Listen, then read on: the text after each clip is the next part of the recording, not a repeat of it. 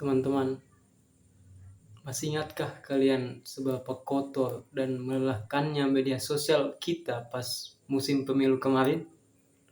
Buka TikTok, Facebook, Twitter, isinya kalau bukan video potongan yang sengaja diedit untuk menjatuhkan dan menghina paslon tertentu, ya konten propaganda yang membela jagoannya secara berlebihan dan membabi buta.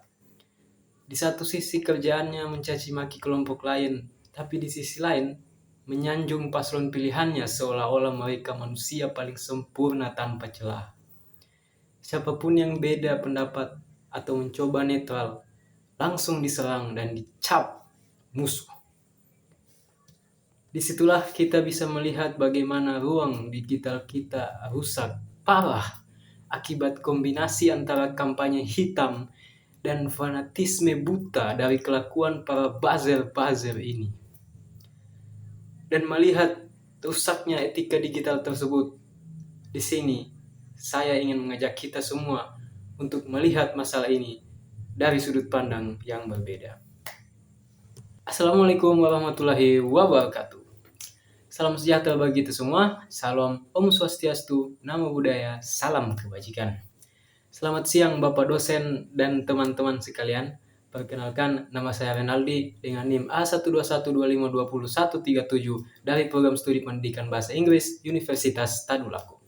Demi memenuhi tugas mata kuliah Pendidikan Pancasila yang diampu oleh Bapak Mustafa Esos Emsos, pada kesempatan kali ini saya akan membedah bagaimana peran Pancasila sebagai dasar nilai pengembangan ilmu pengetahuan dan teknologi, di mana konsep penyalahgunaan teknologi komunikasi seperti pola saling serang dan aksi bela paslon secara berlebihan yang saya singgung di awal tadi akan kita analisis secara kritis dalam topik fenomena industri buzzer digital, analisis kritis penyebaran disinformasi dan polarisasi sosial dalam perspektif Pancasila.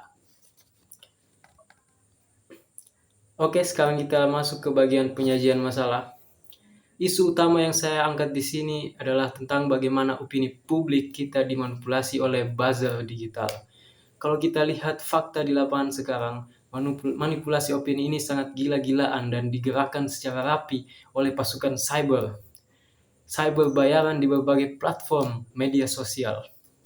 Mereka pakai jaringan akun palsu dan bot demi merekayasa obrolan digital. Dampak nyatanya di dunia digital sangat parah, sampai marahnya pembunuhan karakter, fitnah, sampai cyberbullying yang benar-benar merusak martabat kita sebagai manusia. Nah, kalau kita bedah pakai kacamata Pancasila, industri buzzer ini benar-benar menabrak dua sisi utama sila, yaitu pertama, bertentangan dengan sila kedua, kemanusiaan yang adil dan beradab. Aksi fitnah dan perundungan siber di medsos itu jelas-jelas menginjak-injak harga diri dan martabat manusia. Kedua, buzzer ini juga merusak sila ketiga, persatuan Indonesia. Narasi kebencian yang sengaja dibuat sama buzzer ini membuat masyarakat digital terpecah belah atau terpolarisasi secara ekstrim. Jadi rasa persatuan kita sebagai bangsa bisa luntur. Nah, biar ada gambaran yang lebih jelas, mari kita lihat studi kasus pertama. Kasus ini membahas tentang strategi rebranding citra politik paslon 02 di TikTok. Jadi, strategi yang dipakai di sini adalah memanfaatkan buzzer di TikTok merekayasa cara pandang politik, merekayasa cara pandang publik. Caranya lewat konten-konten video pendek yang dikemas secara emosional, visual, dan pakai musik yang lagi tren. Di dalam riset ini ada dua akun utama yang kelihatan menonjol penggerakannya. Pertama, akun PSD Fans. Akun ini sukses tembus sampai dengan 6,9 juta views cuma dengan menyebarkan video aksi joget dan kelucuan yang mengemaskan. Tujuannya jelas, membangun citra populer yang terasa akrab atau relatable bagi pemilih muda. Kedua, akun Mas Fadli 96. Akun ini meraup 3 juta views dengan konten yang mengagung-agungkan foto masa muda sang tokoh. Konten ini terbukti berhasil memancing komentar efektif atau emosional dari netizen. Contohnya ada yang berkomentar, "Gak bisa, ini terlalu ganteng, terhipnotis." Dampaknya apa?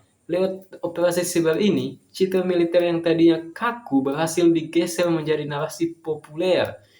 Prabowo gemoy. Efeknya, pembahasan di media sosial yang awalnya fokus pada program kerja dan logika berubah total jadi lebih emosional. Hal ini yang bikin popularitas tokoh tersebut naik tajam di kalangan anak muda. Nah, kalau di slide sebelumnya kita melihat strategi buzzer yang sifatnya menghibur atau rebranding positif, berkebalikan dengan cara main tadi.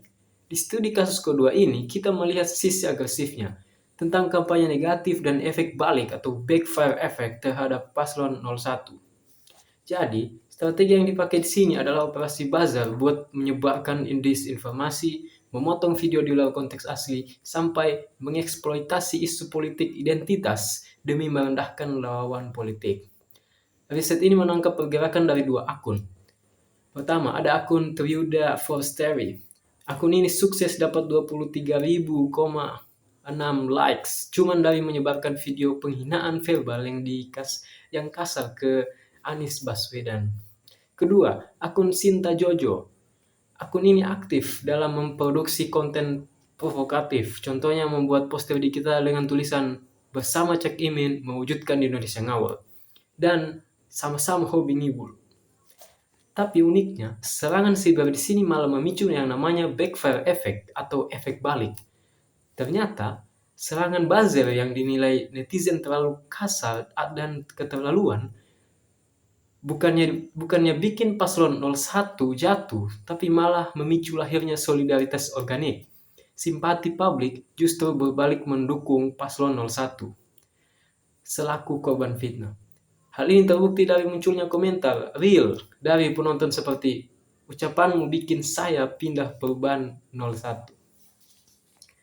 Nah, dari 2 studi kasus yang kita bahas, bisa kita lihat kalau fenomena buzzer ini sebenarnya bukan masalah baru yang mendadak muncul kemarin sore. Sekarang, kita bedah masalah ini lebih dalam lewat perspektif historis untuk melihat akar sejarah dan tantangan globalnya. Kalau kita runut garis waktunya dari tahun ke tahun, gerakan industri cyber ini sebenarnya punya pola berulang yang diproduksi secara sistematis.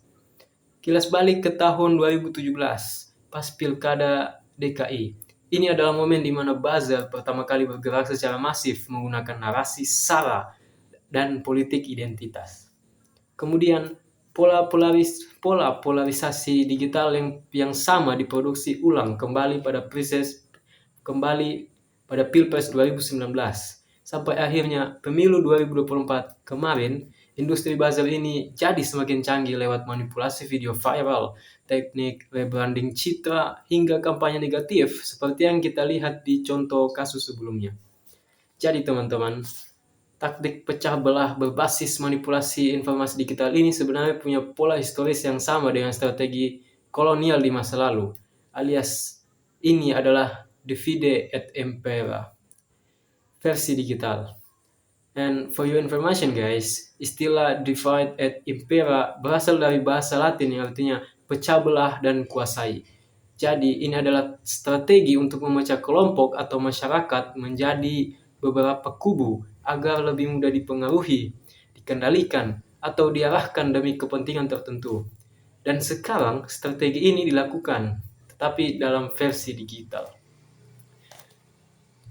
Fenomena ini nyambung dengan pidato Presiden B.J. Habibie pada 1 Juni 2011 yang tertuang di dalam buku Modul Ajar 2016 halaman 37. Beliau sudah memperingatkan bahwa salah satu tantangan globalisasi teknologi adalah ruangan digital yang rentan terhadap manipulasi informasi.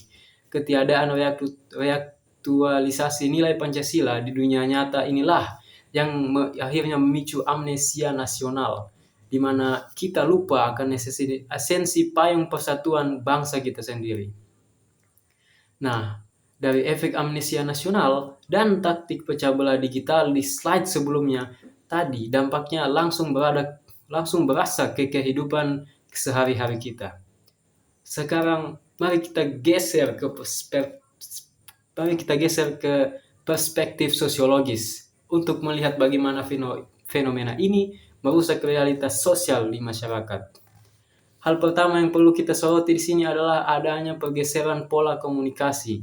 Sekarang ini, interaksi sosial masyarakat kita sudah bergeser ke arah computer mediated communication, yang artinya seluruh aktivitas komunikasi kita benar-benar bergantung penuh pada ekosistem cyber. Dari pergeseran pola ini, muncul dua insight sosiologis yang cukup mengkhawatirkan. Pertama, fenomena echo chamber, dan lunturnya budaya asli kita. Industri buzzer ini menciptakan ruang gemar digital yang memutus silaturahmi sosiologis asli di dunia nyata. Akhirnya, nilai gotong royong pelan-pelan tergantikan oleh rasa saling curiga antar kelompok. Kedua, ada fenomena spiral of silence atau lingkaran keheningan. Narasi agresif dari para buzzer ini membuat banyak pengguna asli media sosial, terutama anak muda, memilih untuk diam dan enggan ikut dalam debat kritis karena takut diserang atau dihujat secara digital. Jadi teman-teman, ketiga fenomena sosiologis ini kalau kita simpulkan sebenarnya sedang menggambarkan erosi kapital sosial bangsa kita secara diam-diam. Nilai-nilai dasar Pancasila seperti musyawarah, gotong royong, dan persatuan tidak mampu subur dalam ekosistem digital yang sudah dikontaminasi oleh industri buzzer. Ujung-ujungnya, masyarakat kita tidak hanya terpolarisasi secara politik saja, tetapi juga terbelah secara emosional dan identitas. Bukannya hanya merusak tatanan sosial, polarisasi emosional dan identitas kalau ditarik lebih jauh sebenarnya punya motif kekuasaan yang kuat. Makanya di perspektif politis ini kita akan membedah hubungan antara kekuasaan, demokrasi, dan hukum di Indonesia. Pertama, komunikasi kapitalis yang kalau kita tinjau dari teori kritis Christian Funch, jadi aktivitas buzzer ini sebenarnya adalah bagian dari sistem komunikasi kapitalis. Di sini, pesan politik gak lagi dibuat secara jujur untuk mengedukasi rakyat, tetapi sengaja direkayasa sebagai komoditas industri demi mengejar profit materi bagi agen-agen buzzer dan keuntungan politik bagi pihak-pihak tertentu. Kedua, fenomena ini melahirkan yang namanya cacat demokrasi. Sesuai dengan materi buku ajar halaman 96, manipulasi tagar pesanan pakai pasukan robot atau akun palsu itu jelas-jelas mencederai sila keempat. Akibatnya, opini publik yang asli dan organik dari masyarakat siber malah tenggelam dan dibungkam oleh internet. Ketiga, ada masalah bias algorithm and UU ITE yang memicu ketimpangan hukum. Realitas di lapangan sekarang menunjukkan kalau UU ITE itu seringkali tajam ke pengkritik mandiri, tapi terkesan tumpul ke oknum buzzer. Ditambah lagi ada bias dari platform digital seperti TikTok atau Facebook yang sistem algoritmanya secara otomatis memprioritaskan konten-konten kontroversial demi engagement atau interaksi yang tinggi. Nah, melihat ruwetnya masalah politik, bias algoritma, dan ketimpangan hukum yang telah kita bahas, pertanyaan besarnya adalah, terus kita sebagai mahasiswa bisa buat apa? Sebagai mahasiswa pendidikan bahasa Inggris yang sehari-hari bergelut di bidang teks, bahasa, dan komunikasi, di sini saya menawarkan 3 kontribusi nyata yang bisa kita lakukan lewat solusi alternatif. Pertama, ada critical reading literacy atau literasi membaca kritis. Kita perlu mendorong pengembangan kurikulum membaca kritis di tingkat perguruan tinggi. Tujuannya supaya generasi muda sekarang tidak gampang termakan hoax dan punya kapasitas dalam membedakan mana teks propaganda komersial buatan buzzer dan mana fakta objektif yang ilmiah. Kedua, ada digital civic disposition. Lewat pilar ini, kita wajib mengampanyekan gerakan etika berbahasa yang santun di ruang digital. Kita harus menanamkan kesadaran bersama untuk menjadikan etika Pancasila sebagai leading principle alias pemandu moral utama kita saat menggunakan gadget. Pilar ketiga, kita perlu mendorong regulasi transparansi radikal. Kita sebagai pelajar yang masih harus menyuarakan kebijakan hukum yang tegas, supaya platform digital global seperti Twitter dan Facebook atau TikTok mau melakukan audit berkala terhadap sistem algoritma mereka. Nah, dari 3 solusi ini sebenarnya saling melengkapi. Kalau literasi kritis kita digabungkan dengan etika digital, lalu didukung sama regulasi hukum yang adil, maka kita bisa menciptakan ekosistem digital yang sehat dan sesuai dengan nilai-nilai Pancasila. Akhirnya kita sampai di bagian akhir, yaitu kesimpulan sebagai rangkuman filosofi dari materi saya hari ini. Ada 2 hal mendasar yang perlu kita renungkan sama-sama. Pertama, Pancasila sebagai working ideology. Kita harus sadar kalau Pancasila itu tidak boleh cuma dijadikan doktrin dogmatis yang kaku atau cuma dihafal di atas kertas saja. Pancasila harus hadir sebagai ideologi yang bekerja secara nyata untuk memandu moralitas peradaban digital bangsa. Kedua, kedaulatan etika di atas iptek. Secanggih apapun kemajuan teknologi komunikasi sekarang, dia tetap harus tunduk pada etika kemanusiaan dan keadilan. Pemanfaatan iptek siber itu harusnya dipakai untuk merekatkan persatuan nasional, bukan malah dikomodifikasikan jadi industri hitam yang memecah belah kita semua. Dan sebagai penutup, saya punya satu kesimpulan dan sebagai penutup saya punya satu kutipan refleksi. Kemajuan teknologi adalah alat, nilai Pancasila adalah kompasnya. Tanpa kompas, teknologi hanya menjadi senjata yang memecah belah. Baik, itulah akhir dari pemaparan presentasi saya mengenai analisis kritis fenomena buzzer digital dalam perspektif Pancasila.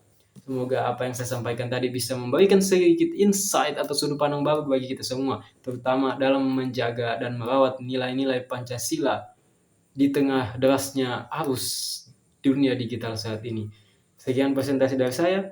Kurang dan lebihnya mohon dimaafkan. Terima kasih atas waktu dan perhatiannya. Selamat malam dan wassalamualaikum warahmatullahi wabarakatuh.